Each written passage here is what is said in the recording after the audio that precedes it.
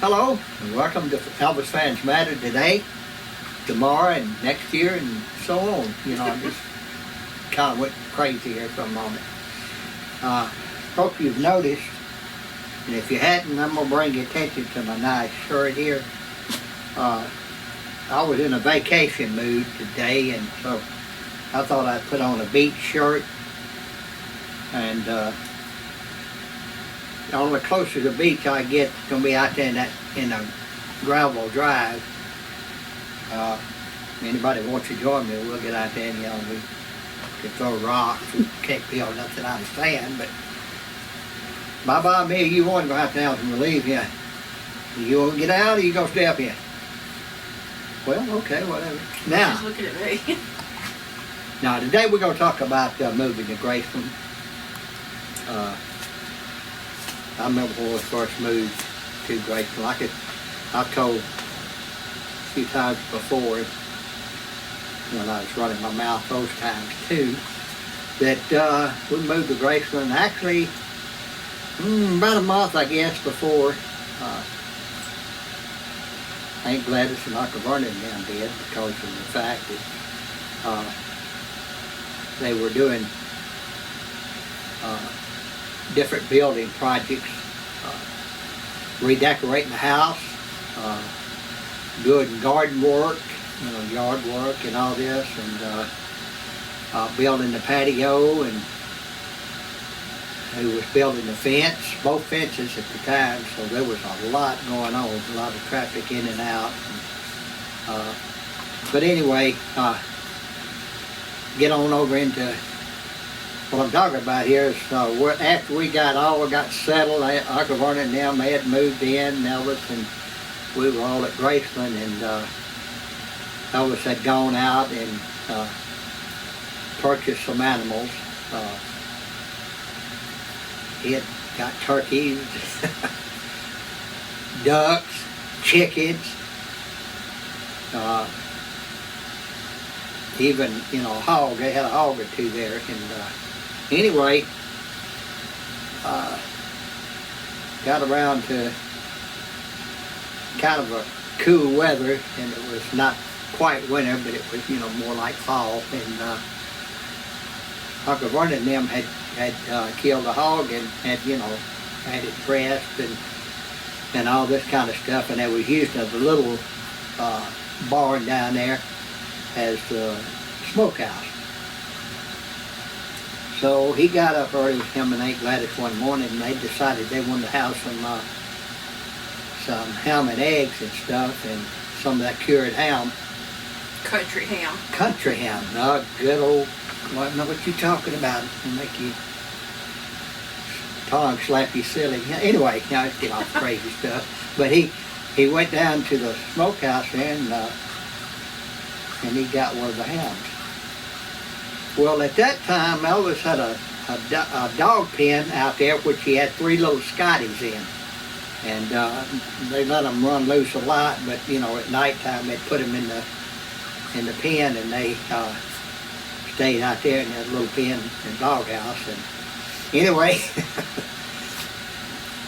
they had a turkey whose name was Bowtie, and the reason they had other turkeys, but they had, him, they let him run loose.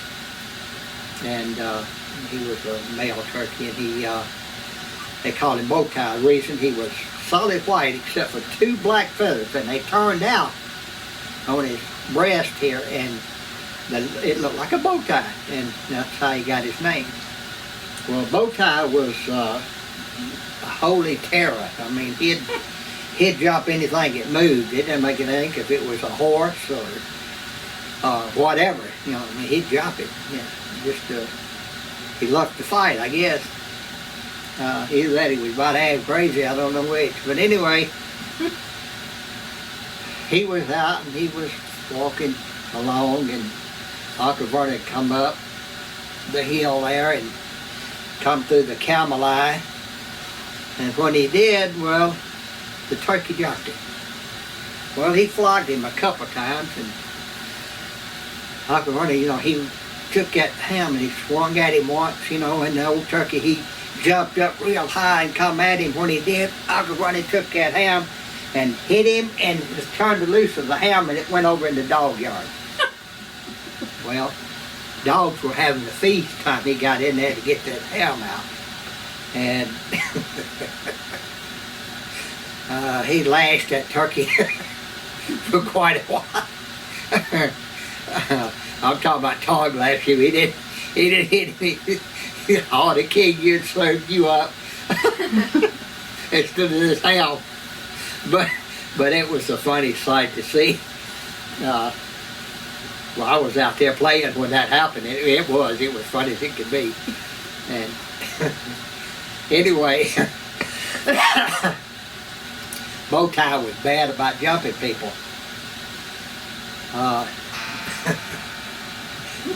One time, I know Uncle Vesta come up to the office,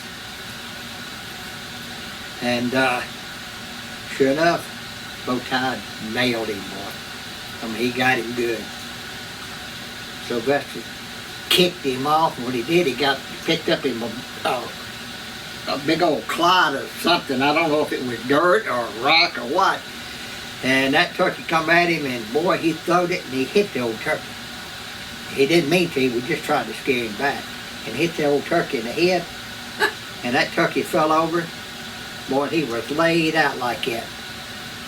Uncle Rex went out there, and it didn't move. He said, oh, Lord. He said, I'll kill this turkey. I hate to tail running, but I got to. So we went in the office. And told Uncle Ronnie, he said, look, he said, brother, he said, I think I've killed that turkey. Uncle Ronnie said, what? He said, yeah. I said, he jumped me, and I picked up a clod and threw it at him, and I hit him in the head, and he's out there laid over. Ronnie said, oh, no. He said, so they both got up and they went out, and when they did, the old turkey jumped both of them. He said, the hell you did?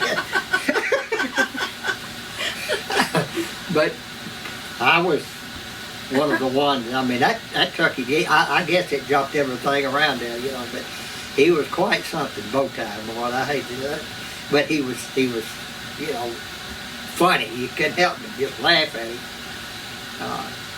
Then they started pinning him up some, because, you know, he, like I say, he'd jump anything. And he also would fight himself, you know, in the reflection of a car or anything, you know. He just had that instinct about him. But I'm going to tell you, there was a whole lot of funny stuff went on at Grayson during that time. We had a lot of fun watching the animals and all. We did a story about that in our one of our Elvis the Record. Elvis the Record? Yeah, we told Tara about it. of in one of Graceland. our stuff, Tara of Grayson, yeah. But like I say, that was some funny stuff, boy. That turkey and them animals, a lot of them animals were comical, you know. But I'll talk more about them a little later and all, and other things. And just hope you enjoyed this story, and till next time, be sure and tell your friends to subscribe now, because we'd like to keep this going if we can. And all you Elvis fans out there, I love y'all. Glad you tuned in. We'll see you next time.